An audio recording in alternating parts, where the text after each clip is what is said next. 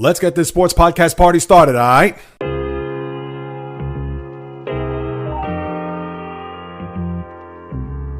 The JAYREELZ podcast. What is happening, my good people? Greetings. How are you? How's it going? How's everybody doing out there? What is the latest and greatest?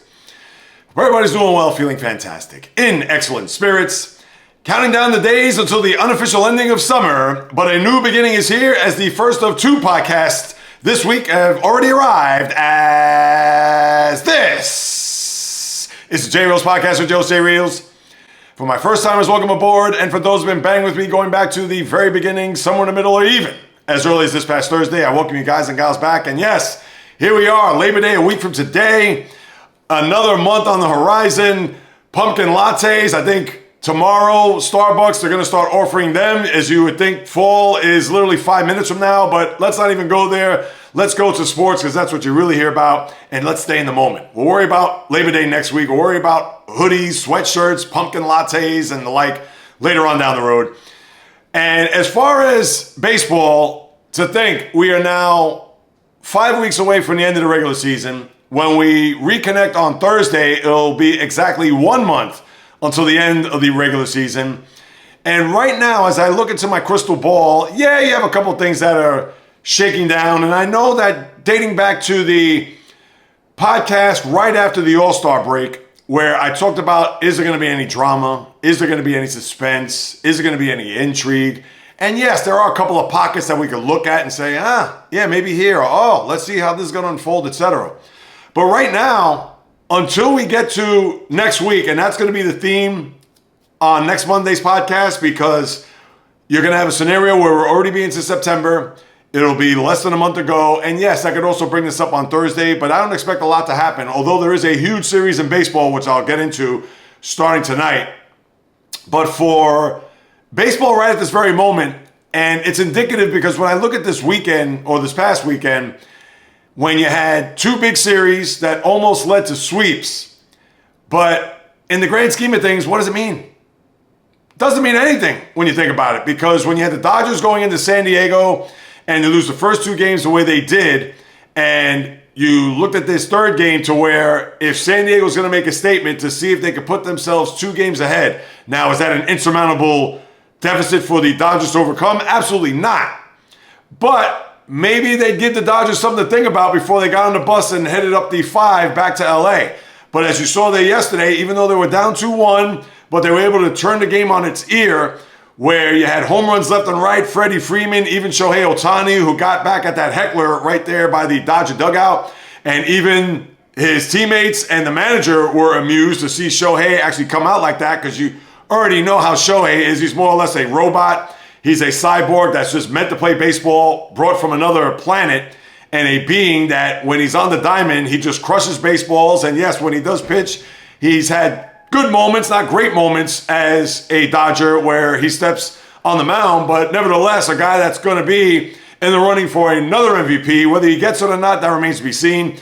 But for the Dodgers yesterday, that was, to me, I'm not going to go as far as saying that was a big win, but that was a reminder to the Padres and maybe even to the rest of the National League that, we may have lost this series. And yes, we may have lost first place as far as them having it to themselves. Because remember, they were in first place going into as a matter of fact, they were tied for first place now that I think about it, going into the weekend. And with the Padres winning 2 out of 3, let me make sure I have that correctly. Weren't the Dodgers 1 game up? Absolutely, they were. And then the Padres did win 2 out of 3, so they had evened out the records to where, as they currently are constituted in the National League West, as 2 teams that are going to fight it out. And the Padres would have had a 2-game lead if they would have swept the Dodgers yesterday, but they didn't. So that was a reminder to the rest of the National League and maybe even to baseball that, the Dodgers may have their lulls. And we talked about it after, not the podcast last week, 2 weeks prior when they got swept by the Angels. And you thought to yourself that, wait a minute, do they just want to get to October? Are they just bored with the regular season?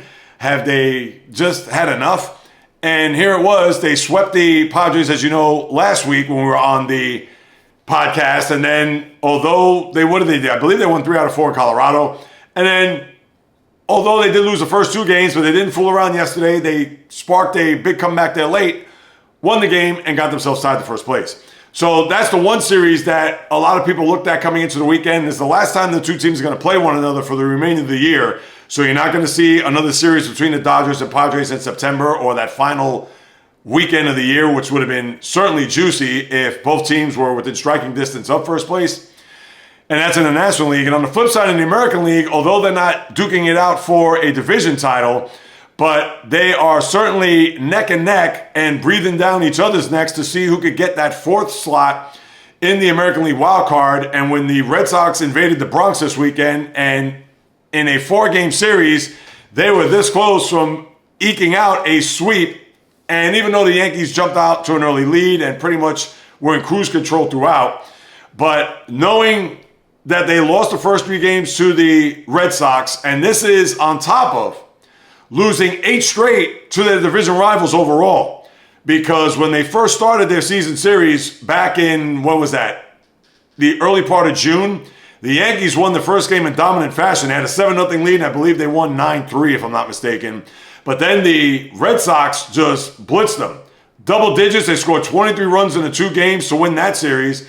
And then I believe the following week in Fenway, they swept the Yankees up in Boston to the tune of 5 straight. And then the first 3 of this 4-game set to where they had won 8 straight, and they had to stop the bleeding against the Red Sox, to where yesterday there was some normalcy there in Yankee land, as they did not come out of another series sweep at the hands of the Red Sox and give it up to Carlos Rodon, although he was not spectacular, and although I wouldn't even say he was good. Now, did he win the game? Yes.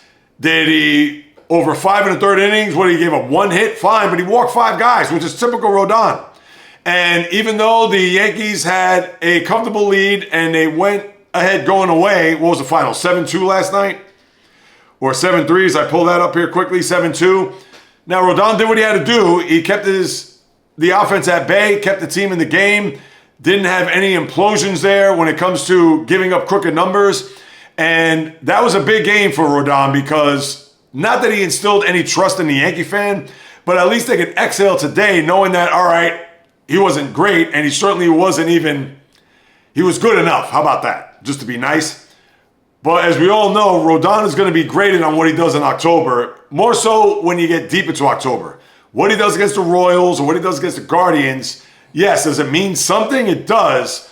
But if it's going to be against the likes of the Dodgers or the Phillies, for that matter, and we're going to talk about them in a minute, that's when he's really going to be graded on. Or in this October, if they go up against the likes of the Astros or even the Tigers. So something to keep in mind there for the Yankee fan, but certainly not a good weekend overall, although they salvaged the game there yesterday.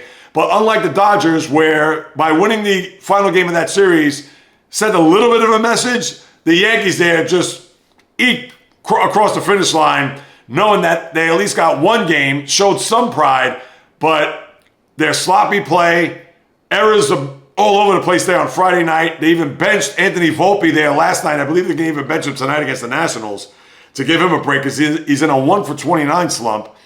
So the Yankees, although looked like they were going to get out of it after sweeping the Cardinals last week and then the short 2-game series against the Rays where they hit all those home runs, yeah, they go into the Red Sox series and they were barely able to get out alive with 1 win, which in the grand scheme of things does not look good if you ask me. So that's what you got with the 2 series that, to me, were of note over the weekend. And I know you can talk about Kansas City, Detroit to a lesser degree, because Kansas City's trying to fight it out in the wild card.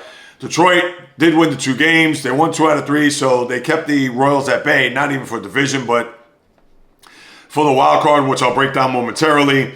And then Cleveland, speaking of the AL Central, forget about them. I think that now they're going to be out to sea after just a putrid week where they got swept by the Rangers over the weekend. They've lost 5 in a row, and now they're fading in the wild card. And now this brings it back to the big picture, because when we look at the standings, before I get to the news and notes, I got to talk about Zack Wheeler. I got to talk about the Phillies, a big series there that's going to take place. Maybe not so much for the division, but I'll expound on that momentarily. But when you have a scenario where baseball as of right now, with 5 weeks to go, and we take a look at what's happening, Right, we know what's going on in the American League East, where Toronto still has a good lead over the Red Sox, 5 games over both the Red Sox and Yankees in the division.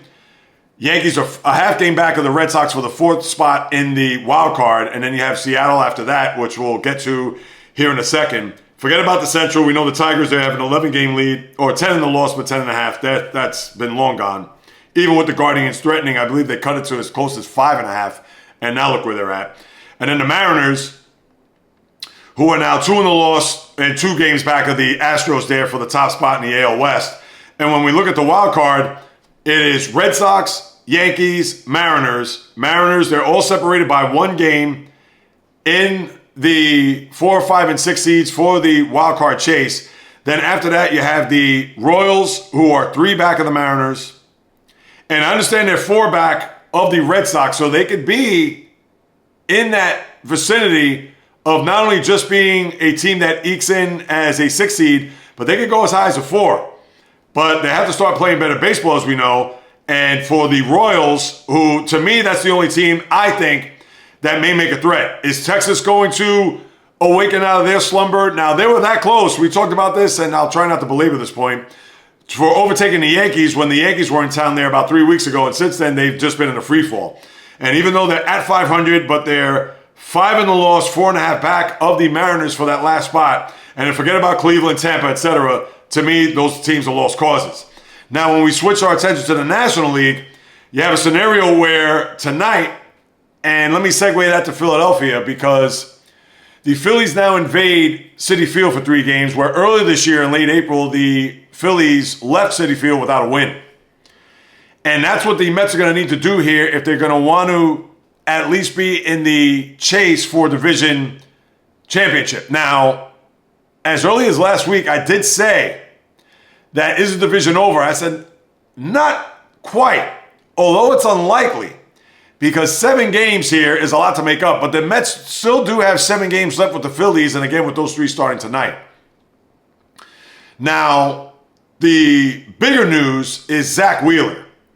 Now, a week ago, we talked about how Zack Wheeler had this blood clot in his right shoulder to where he was going to be shut down. They didn't know whether or not they were going to have surgery, a scenario where we know it is a very tenuous position for a guy who is a pitcher to have an issue with his throwing shoulder and throwing arm for that matter, and blood clots. Think of David Cohn many years ago, if you recall, back in '96. That's the one example that comes to mind. But then, even though he had surgery to remove the blood clot, and even though the time frame for him to return was still up in the air, well then, it was announced, I believe on Saturday, where he's going to need surgery, but for thoracic outlet syndrome. And if you're unaware what that is, not only did Matt Harvey had it, but also Steven Strasburg. And those are the 2 big pitchers of note that have had this surgery. And when Harvey had it, it was after he had the Tommy John, which ironically 2 days ago, he had a terrible outing. Well, let me see. That was actually yesterday. Because I remember I was out at the beach on a Saturday, August 24th, 2013. You can look this up, where Harvey went up against Max Scherzer and the Tigers were in town. And Harvey had a terrible game. I believe he got bombed. He was 3 2/3. And remember, that was Harvey. He had a big time year. Was the starting pitcher in the All-Star game. And got bombed. And that's when he had Tommy John surgery. So no, not that. When he came back in 2015, as he got into the 2016 year, midway through that year, it was announced that he had to get thoracic outlet surgery, where they're going to have to remove a rib to have more circulation to go into that right arm, into that shoulder. So even with Wheeler, to have that surgery that had taken place a few days ago, now they've discovered that they're going to have to really go in there, remove a rib, and he's going to be on the shelf for 6 to 8 months. So they say he could be ready for opening day. I still think that's unlikely, because he's going to be what? He's 35 now. I don't know if he'll be 36 by the time he gets to pitchers and catchers, spring training. But think about that. You're already in late August. So even if they have the surgery this week, 6 months from now, that's already late February, where pitchers, catchers, and even position players are going to report. So I'm sure he's not going to throw a baseball probably until right before then, unless the progress happens to be a lot better than expected. And therefore, his timetable, 6 to 8 months, you could be looking at maybe him not starting until the latter part of April. And that's just a guess. I'm not trying to say that, oh, he's not going to come back until then. But when you have a surgery like this, as intensive as it is, etc., and with a guy that's 35 years of age and he's already had Tommy John to boot, who knows? He may come back bigger, stronger, faster, better, but that is all right now a big giant question mark. So what does that mean for the Phillies here for the rest of this year? And obviously it's October. It is a huge loss. Anytime you lose a starting pitcher of that ilk, it is going to be maybe not a devastating blow, but it's an enormous blow. Because then now you're going to have to pick up the pieces to have the guys like Ranger Suarez and Christopher Sanchez, who are good pitchers in their own right. And Aaron Nola, who just came off of the IL with that ankle sprain and has not had a good year overall. Now he's going to have to resort back to a form that he had several years ago of being that ace before Wheeler got here. Is that going to be enough? Bullpen has improved. We know about Joan Duran. I understand you may have Jose Alvarado for the remainder of the regular season, but not for October. But if you ask me, to me, it's going to be contingent on what the bats do, because the pitching of the Phillies last year, and the only small sample size that you got, was against the Mets in the division series, where Wheeler in game 1 was throwing bullets in the first 7 innings, then the bullpen imploded in the 8th inning where the Mets won game 1. And then in game 2, the Mets had that furious comeback with the Vientos homer in the 9th before losing that game. And then the Philly bats just went on an early vacation, which was highlighted by the game 4 where they scored the 1 run. But then the grand slam by Lindor, and the Mets went on to win that series in 4 games, and the Philly offense was nowhere to be found. That's not to say the Philly offense is gonna have to put up 5-6 runs a game, but because their bats took an early vacation, the pitching wasn't the problem, it was their offense. So who knows? Will the pitching now foil them in October where the bats may wake up? Again, we will not know until we get to that point. But no matter how you slice it, when you lose a guy like Zack Wheeler and combine that with the fact that their chances of getting to a World Series without him are going to be, I'm not going to go as far as saying slim and none, but the likelihood of them making it to a World Series without him are going to be just that. But their bats are going to have to play a huge role in October, and hopefully for what foiled them last year doesn't foil them this year, unless it's against the Mets, of course. I have to throw that in there. But in all seriousness, their bats are going to really have to put on a display with the likes of, as we all know, the cast of characters, the Kyle Schwarbers, Trey Turners, Bryce Harpers, JT Realmutos, the Nick Castellanos of the world. They cannot go dry in October as they did even the previous October in Game 6 and 7 against the Diamondbacks. So, yeah, just a huge blow for the Phillies, but I'm sure they'll pick up the pieces. And even though, like I said, a division is not outright a lock for the Phillies, although they haven't played hot potato in quite a while, as I've talked about throughout the summer, up until, I guess, the last 3 weeks or so. But the Mets are going to have to go on a big-time tear here. And with the Phillies and the Marlins, who ever since that Yankee series have not played well, who knows? Maybe they could win, dare I say, 5 of 7. I'll take series wins. Give me 5 of 7. I don't expect a sweep here of the Phillies. Maybe if the Mets bats wake up and they pound the Philly pitching, that could be a possibility. We'll see. But all I want is series wins right now. I'm not going to think about the division, although it's not out of the realm of possibility that when the Mets face the Phillies again 2 weeks from today in Philadelphia for a 4-game series, now, would they be 5 games out? Who knows, or whatever it may be. But the Mets have a tough schedule. We'll talk about that as we get on down the road. But Phillies, Mets separated 7 games there in the division. Brewers, although the Cubs have actually sliced into that lead, but they have a 5-game lead. They're going to be fine there. And we all know what's happening out there in the NL West. And as far as the wild card goes, the only big threat there are the Reds. Cubs are entrenched. They have a 5-6 in the loss over the Mets right now. Padres have a 4 in the loss, 4.5 ahead of the Mets in the wild card. And the Mets and Padres do play each other in mid-September. Just think about that. And they also go to Chicago, too. Is the next to last series of the year. And then you have the Reds, who are 2 in the loss, but a 1.5 games back. And then forget it. I'm not even going to include Arizona and St. Louis. They're both 3 games under 500. They're 5.5 back, and I get it. They're a winning streak away from getting to 500 and maybe even closer. But this encapsulates what I've discussed as far as intrigue, suspense, drama for this upcoming 5-week stretch. You don't have much. What, are you going to be enthralled in who's going to get the 4, 5, or 6 seed in the American League wildcard when those teams are already going to be in? Do I expect the Royals to make a push? I don't think so. And the same could be said there in the National League, where you could have Padres Cubs for home field as they'll play each other, and then the Mets will have to play the 3 seed. But can the Reds overtake the Mets, you think, when it's all said and done? Although the Mets do go to Cincinnati the weekend after next. Again, and in the divisions, Padres-Dodgers, is that going to come down to a white knuckler, nail-biter when you get to the latter part of September? Same in the AL West between the Mariners and the Astros. So who knows? It could actually be a very chilly September, despite the fact that it will, for the majority of the month, be in summer as it slowly sets deep into the horizon. But right now, baseball, although I'm on top of it, front and center, but certainly not looking as if there's going to be a lot of spark and a lot of smoke where there could be fire when it comes to these pennant races. But who knows? Maybe at the drop of a dime, that could change. But right now, it's not looking to be the case. Now, let me get to a couple other things before I get to the schedule, because I do want to bring this up. Now, I know that the Mariners with Cal Raleigh, who had 2 home runs there yesterday at 49. I don't know what his pace is to catch the AL record, and a lot of people could look at the overall record if you're not looking at Bonds or McGuire or Sosa. But he's 13 home runs from tying Aaron Judge with 5 weeks to go. Is it possible? It is. I mean, he's been on that tear. He's probably going to be somewhere in that vicinity of 61, 62. I don't know if he's going to get it. But here's the thing that's misleading. He now has the most home runs by a catcher in Major League Baseball history, and I get it.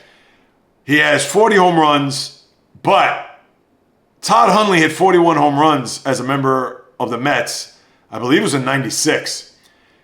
But they combined because the majority of his games have been at catcher. But he has 40 home runs as a catcher and 9 as a DH. So how does he have the most home runs by a catcher? To me, it's a little bit skewed. Now, I understand Salvador Perez had 48, 2-3 years ago? But he hit 33 as a catcher and 15 as a designated hitter. I mean, seriously? Like, what are we quantifying here? Now, he has the most home runs by a switch hitter, multi-home run games, I should say, by a switch hitter, more than Mickey Mantle, because I think Mantle had 8 games, I believe maybe in that year 56 when he won the Triple Crown. And, of course, won an MVP where he had 8 multi-homer games. So he's eclipsed that. The record is 11. Now, I don't know. That could be anywhere between Bonds. I didn't find who was the all-time leader. Could be Aaron, Bonds, one of those guys who obviously is in the ranks as far as all-time as home runs are concerned. So I just thought to throw that out there as he's 2 away from that record. And let's see if he can continue his assault on Judge's AL record, or if you want to call it Major League record, if you don't believe Bonds is the single-season all-time home run leader. So you got that to chew on as well. Marcus Semien, we're talking about the Rangers. It looks like his season is done as he has a fractured left foot, also a sprain. I believe it's a Lisfranc injury, so that is one that you may not see him in the lineup for the remainder of the year. I think it's 4 to 6 weeks. They might as well just put him on the shelf and bring him back next year. So that is a big loss in that lineup for a Ranger team that is literally gasping for air. And then you have a situation in Baltimore where they've signed a catcher. No, not Adley Rutschman. Samuel Basallo. They believe in this guy, 21 years of age. I believe he just turned 21, where they gave him an 8-year deal for $67 million. All right, you're going to look at that as a guy that you want to keep in the fabric. The Oriole owner even stated that this is symbolic of our future. Well, there's 3 guys on your roster right now who are just as symbolic and has made more of an impact than Basallo has. And one is the aforementioned Adley Rutschman. And I get it. He's regressed here a lot due to injuries, but he's still a young guy and a guy that I'm sure is going to be a part of this fabric, you would think, for years to come. Although he's probably going to start to be arbitration eligible, I would think, next year. But between Adley Rutschman, Gunnar Henderson, Jackson Holiday, and that's not even including guys like Jordan Westberg, and I'm missing another one in particular, where's the payday for those guys? If you want to talk about symbolic of the future, Gunnar Henderson is a guy that should be, forget about the arbitration years or whatever, you should already pay this man. Same for Rutschman. Now, I understand Rutschman could be more of a risk because of the injury history and he's regressed at the plate, but does this mean you're going to move Rutschman elsewhere? If Basal's going to be a guy that could be your catcher in the future, sounds like that may be the case. But where does Rutschman play? I guess he's going to be your first baseman because you're not going to put him at third. You got Henderson at short. I believe Westberg is your third baseman. Colton Cowser is another guy, your outfielder. That's the other guy I was thinking of. And obviously Jackson Holiday's playing second. So the owner could puff his chest out all he wants. Oh, this is a big move for us, for our future, blah, blah, blah. Well, you got 3 or 4 other guys that is probably just as worthy, if not even more so, than getting a contract now. So you don't have to worry about them getting to their free agent year. And I understand there's still years to go, more so with Jackson and Henderson than Rutschman, because Rutschman now, I believe, could be arbitration eligible. So when does it end? Or I should say, where does it begin to sign these players on the dotted line to give them more team-friendly deals than the 8, 10, 12-year deals that a lot of these players are getting? But you also have to factor in December of next year, the CBA expires, and who knows where baseball is going to be at that point moving forward. So maybe there's a little bit of hesitancy on the side of the owner where, oh, I'm not going to give Rutschman, whatever, 8 years for $200-some-odd million, or the same for Jackson Holiday, or the same for Gunnar Henderson. But if Basalo is symbolic of your future, what about the guys that have already been there and if to a certain extent have even done it on a big level? Maybe not Holiday so much, but although Holiday has had a good, solid year for him. But come on. If it's symbolic, then you got a lot more work to do there. I believe it's David Rubenstein is his name, the owner of the Twins. You hear me, Twins. Orioles.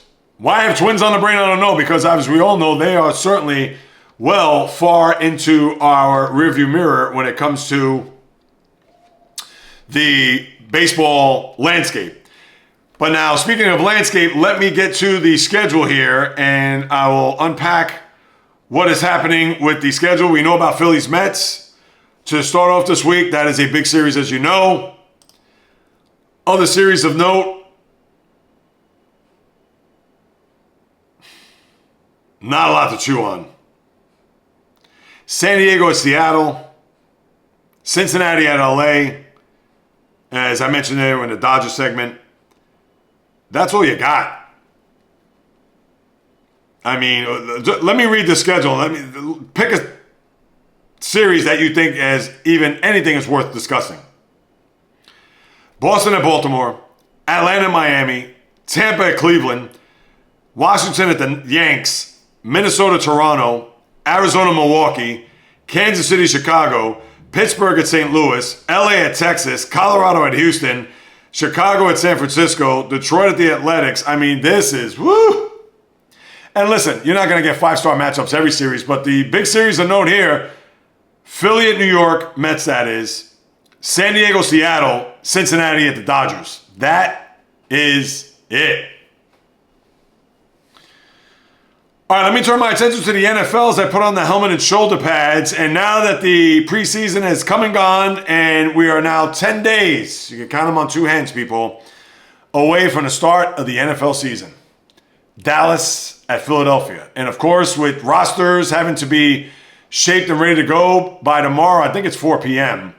But I know tomorrow for sure, you're going to see a lot of cuts. Who's going to get dropped, who's going to be released, etc. One guy that is likely to be released is La'el Collins from the Bengals, the offensive lineman, where he was formerly in the Cowboys and was looking forward to getting back and reuniting with his teammates. Well, it looks like he's going to be 86, so I'm sure that's a guy that's going to be on somebody's radar somewhere to be picked up here along the way. And then you've had a couple of trades. Brian Robinson Jr. from the Commanders goes to San Francisco as they get some reinforcements there, where you have Christian McCaffrey, who's been healthy throughout this whole training camp, but at least it gives you some insurance if McCaffrey does go down. Robinson, as we all know, Alabama, got shot there prior to, I believe it was 2 years ago, maybe it was last year. And with the Commanders having a lot of depth there at the running back position, you know about Austin Eckler and a couple of other guys that they have picked up along the way. So we'll see how Brian Robinson is going to fit in there with the Niners. And you would think with that system, with Shanahan and the offensive line, I'm sure he's going to put up some big-time numbers there. You would think if he gets a lot of burn, especially if McCaffrey goes down. So that's something to keep in mind as you're moving along. The Vikings added Carson Wentz. Yes, that Carson Wentz, as you know, who's bounced around all over the place after having a successful start there in Philadelphia. But after he tore his knee, which would have been an MVP season, and that was the year that the Eagles won the Super Bowl, bounced around everywhere. Indianapolis, Washington, and where was he last? He just got picked up from, well, of course, from Minnesota, got traded, and it's just been all over the place. I mentioned Indianapolis. Kansas City, that was the team that he was in last as he backed up Patrick Mahomes last year. But for Wentz, let's see what he's going to do to back up J.J. McCarthy, who I'm sure a lot of people expect big things out of him, the former Michigan quarterback. And then you also had Sam Howell, another guy who had been drafted by the aforementioned Commanders and then went to, I believe it was at Seattle, and then was with the Vikings, but then gets traded to Philadelphia. So now he's going to back up Jalen Hurts because you know Kenny Pickett is now in Cleveland. And with that scenario, I know Shedeur Sanders did not play well in his last preseason game where he took the high road on him not getting the snaps there for the 2-minute offense late in the game there against the Rams. And he did not have a good performance. I think it was, 3 for 6 for whatever it was, 20-some-odd yards. And I'm not going to get on his case, just like everybody was just going gaga over his performance against Carolina in the first preseason game. And everybody thought, oh, there goes Shedeur. Don't sleep on him. I told you so, blah, blah, blah. And I told everybody to pump the brakes, and I had people getting at me on threads to say, you don't know what you're talking about. You don't watch football. Oh, if he would have played poorly, you would have just thrown him under the bus. Well, he played poorly the other night. You didn't see any social media posts. It's the first time I'm actually bringing it up. And there were even reports about him maybe not making the roster of the Browns where he feels confident that he's going to do so. And I think he will when it's all said and done. And the Browns have even stated that they'll carry 4 quarterbacks, which means Joe Flacco, Kenny Pickett, Dylan Gabriel, and the aforementioned Sanders. So, yeah, I'm not going to kill him over a bad start there against the Rams. Big whoop. I mean, again, let me see this now as we get to September, October. If he does get any playing time, then we'll really grade him at that point. But I'm not going to go crazy over that. And speaking of Sanders or of the Sanders clan, Shiloh of the Buccaneers, who was undrafted, gets released. I know he got in a skirmish there where he threw a punch toward the Bills wide receiver Zach Davidson. And with Todd Bowles coming out saying, oh, no, that's inexcusable. That's unacceptable. We can't have that type of play here. Sanders, who I think Shiloh, that is, he probably will get picked up elsewhere. Maybe he'll be on a practice squad somewhere. But Shiloh not making the Buccaneers there after his first shot with an NFL team. Let's see where he will end up, you would think, in the coming days, as I mentioned, the roster cuts, etc. And then you have, not that this person was released, but Aiden O'Connell, 6 to 8 weeks, the Vegas quarterback, who had some moments there last year with the Raiders, but out with a broken wrist. I don't even know who the backup is there in the desert, but we all know Geno Smith is your starter. So that's what you have there pretty much. And as far as any other players that could be on the, I won't go as far as saying block, but who could get cut. Let me see as I'm pulling this up here now. Nah, there really isn't much or anyone that I could really look to or think that, oh, well, this guy's going to be in danger or that guy. I'm sure you're going to see it trickle down. And I'll keep you guys and gals up to date if you keep yourself locked in on the YouTube channel at JAYREELZ. Make sure you subscribe. I would really appreciate it because I will keep everybody abreast of who gets cut and who's going where, etc., as the rosters get paired to 53. And the Chiefs also reacquired, and I know that was in a weird change of events, Derek Nandi, who was on the Chiefs but then went to the Jets as a free agent, but now they got him back there as their depth took a hit. So Nandi comes back, and let's see how he performs, as pretty much it's not as if he even left the building since the season hasn't begun. And now that he's back in the Chief red and gold on the roster, I'm sure that that's going to be a welcome sign for guys who played with him last year and beyond. So that's what you have there with the NFL. And I know college started. Am I going to get into the Iowa State-Kansas State game? Absolutely not. I'll talk more about it on Thursday's podcast. I'll have a mini preview because really, what is there discussing college football? We think the top-heavy team's going to make it. Maybe I have a surprise team or two along the way, squeak into the top 25, or I should say the top 12, and away we go. But we'll talk more about that then, as Iowa State did win in Dublin the other day in what was officially the opening weekend of the college football, but as we all know, it's this coming weekend to start. All right, now let me turn my attention. I want to talk U.S. Open tennis because we've already had a development there, and I want to preview it with some very interesting takes. So I'll start off with what has transpired. And you do have a few winners. A lot of the top players, Aryna Sabalenka had won. Novak Djokovic played yesterday. They moved up the tournament a day as they started yesterday, which they usually start on a Monday. But you already have one player that's out, and that is Daniil Medvedev.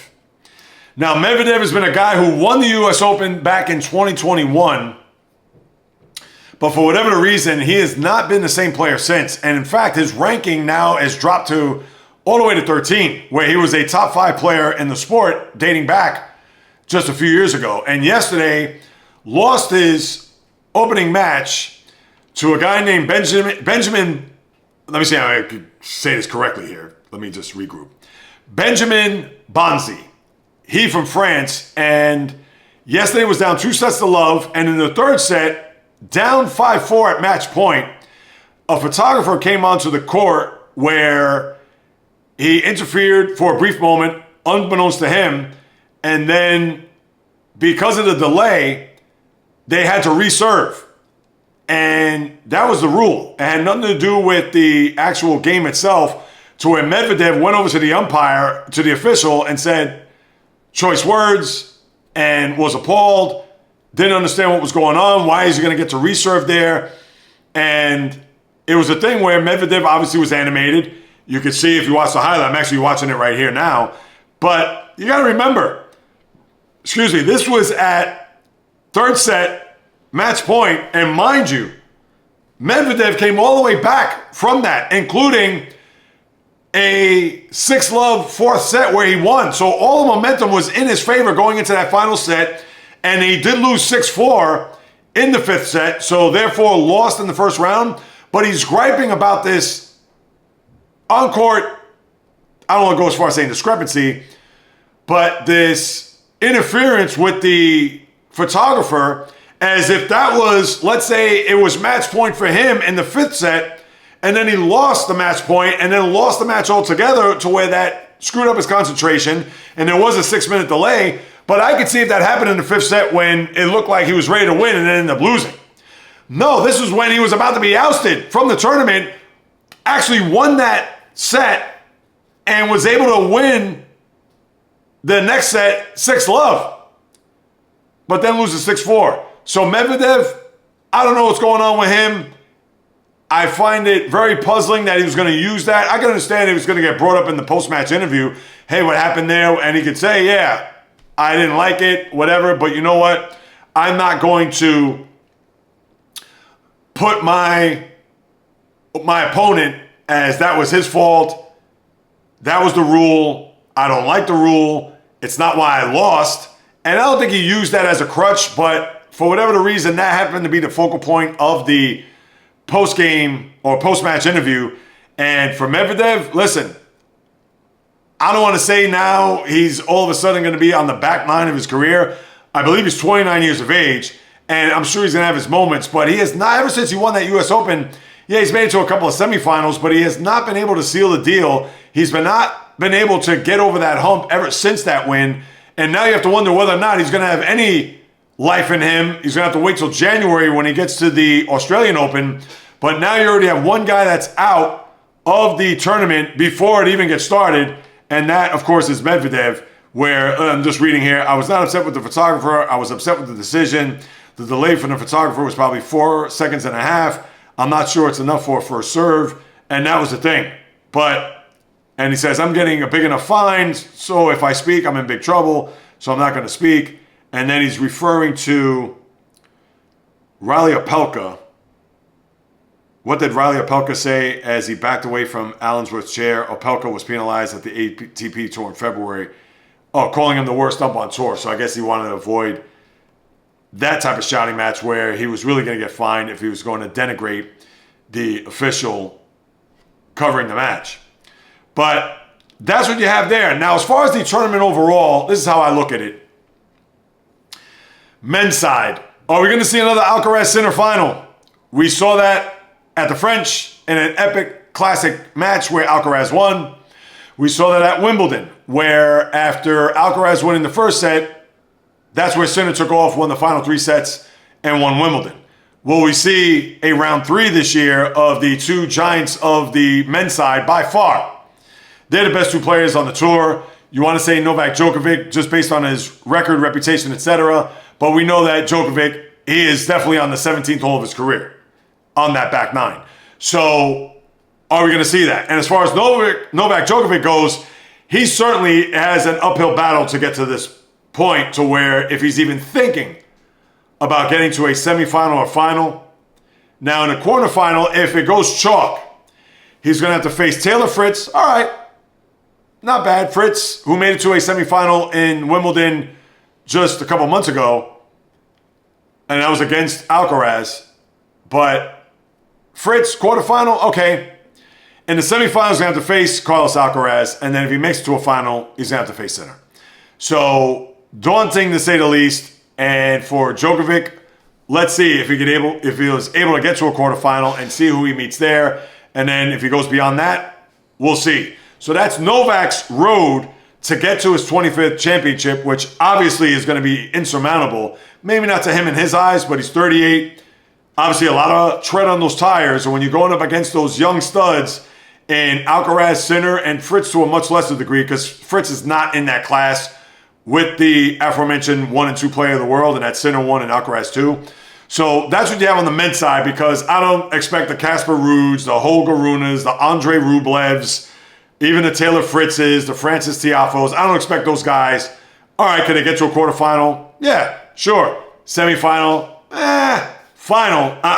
Unless Alcaraz has to retire because of an injury, or Djokovic has to do the same, or even Sinner for that matter, because in their last confrontation in not a major tournament, but a big enough tournament in Cincinnati just a week and a half ago, Sinner had to retire from his match. They said it was due to illness, not because of injury. I guess the heat, maybe dehydrated, didn't have enough fluids. But he lost in that match to Alcaraz 5-0 or 5-love in the first set, and he couldn't go any further. So if any of those top guys are going to go out, then maybe the Runas, the Rublevs, etc., can maybe find their way to a quarterfinal, semifinal, or final. If those 2 guys are going to be healthy, forget about it. Scratch that. There's no way they could, in my eyes, no way they could get there. So that's on the men's side. And then the women's side, to me, the storyline is Iga Świątek.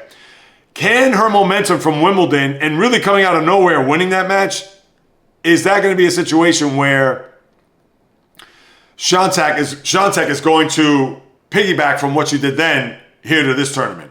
Now, she has won the U.S. Open before, so this isn't a strange land or strange territory for her to navigate. She's been down this road before. She won, I believe that was in 22? No, 22, I think that was Emma Raducanu.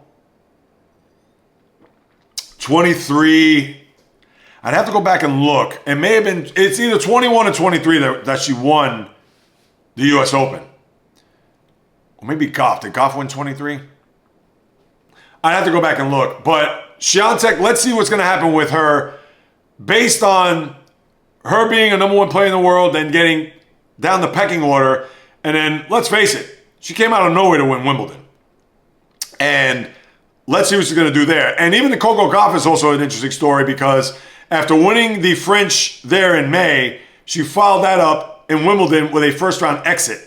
And I'm sure to get the bad taste out of her mouth, she's going to have a good tournament. And again, she did win a U.S. Open many years, what was it? I believe 23. Let me look that up now. Women's U.S. Open titles. And for Świątek, and for Goff, let's see what she's going to do in order for her. And it was 2022 that Świątek. Raducanu won in 2021, so I got my years mixed up. So Raducanu won in 21. She beat Leylah Fernandez. Świątek in 22, Goff 23, and Sabalenka last year.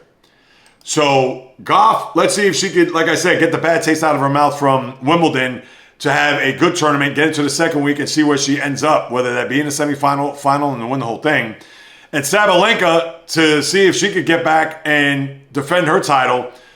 But the women's side is a lot more wide open than the men's. There's no shock there because you have Madison Keys, you have Jessica Pegula, obviously Goff, you got Elena Rybakina, you got Sabalenka, you got Swiatek. I mean, we can go on down the list. And it is a long one at that. And that's not including a few others that are on that list that could be a threat to win a women's title. Now, if I had to pick, there's a part of me that wants to pick Swiatek because I feel that she's I don't want to say a wild card, but who knows? Maybe now that she's got some wind in her sails that she can win back-to-back titles. I can see Sabalenka getting there and maybe winning again, but Sabalenka, you never know. She has that Jekyll and Hyde disposition at times. I won't say Sabalenka. What the hell? I'll go with Swiatek. And on the men's side, I'm going to stick with Alcaraz, although I think Sinner on the hard court is very good. And even though Alcaraz beat Sinner, now granted he retired in Cincinnati, but I think it'd be fascinating if both of those guys go up against one another in another championship setting, another Grand Slam final, third straight one. Let's see who wins. This is now best of three with Alcaraz winning at the French and with Sinner winning at Wimbledon. Who's going to win the U.S. Open? That I would love to see, and I'm going to choose Alcaraz and Swiatek are those two winners. Although Sabalenka, listen, I would put her a close second, but I don't know. I think Swiatek's going to start a tear here.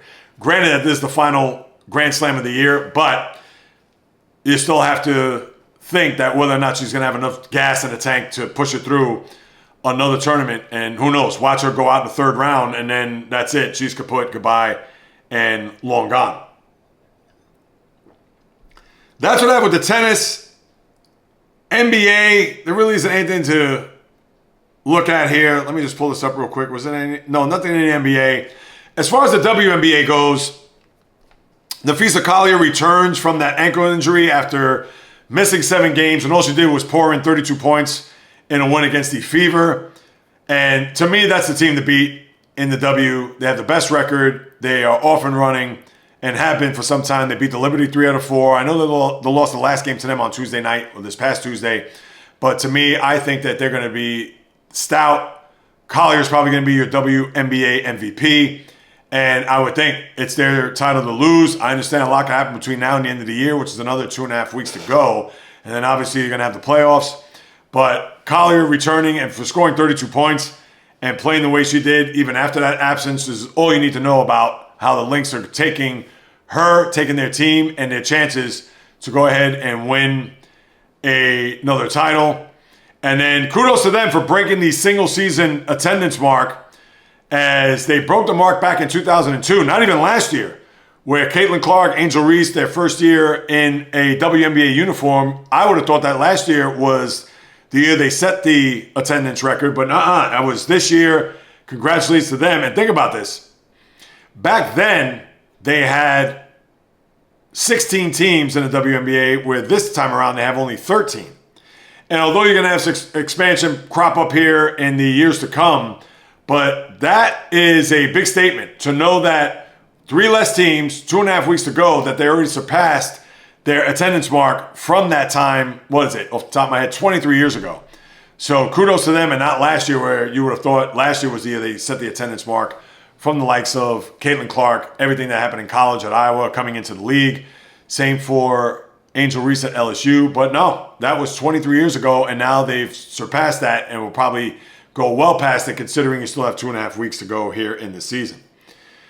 But that's what you have in the WNBA. Matt Tkachuk, and I talked about this a few weeks ago. I'm not going to sit here and say, oh, you should have opted out for surgery at that point. But knowing that he had a sports hernia and a torn adductor muscle, and this happened during the Four Nations face-off, I'm sure it would have been in his best interest, or at least the team's best interest, to just get the surgery, have it done, rip the Band-Aid off, so then he could be ready in time for training camp, which is about 2.5 weeks away. Instead, rest, some exercise, etc. Well, it hasn't gotten any better. And now he is elected. I don't know when the surgery is going to take place. I don't think it's happened just yet, but I would think it'd be in the coming days where he'll miss the first month of the season. And that's not a good thing if you're a Panther fan, although big picture, it's the marathon of an 82-game season. But I said it then, I'll say it now. I thought Tkachuk should have had the surgery then. I get it that he wanted to get rest. The last thing he wanted to do was go under the knife. Maybe he wanted to celebrate a little bit more. Who knows? But for Tkachuk, with an injury like that, knowing that he missed 25 games on top of that from the time that the Four Nations face-off was over, pretty much up until the final week of the regular season. So let's see if the surgery will help, and he'll be close to 100% by the time he gets back, which probably won't be until the latter part of October if he gets the surgery done within the next few days. So we'll have to wait and see on that. But that is a big blow to the defending champs. And then you also had the Blackhawks sign Frank Nazar, 7 years, $46 million deal. He was a 2022 first-round pick, where, if you recall, the following year they had selected Connor Bedard as the franchise guy, as he certainly has played up to that, even though the first 2 years have not been successful for the Blackhawks on the ice as far as making the playoffs or going on any runs for that matter. So that's what you have with the NHL. That's pretty much all I can discuss at this moment. And then lastly with the golf, and the only reason why I'm bringing this up is twofold. One, Tommy Fleetwood finally on the tour wins a major tournament, and he won a FedEx Cup championship to boot. Now, a lot of people look at that, maybe not the dyno golf fan, but just a casual, even good golf fan, they're going to look at that as a big achievement. And listen, to a certain extent it is. But when we take a look at the golf landscape, it is all, no matter how you cut it, it's all about the majors.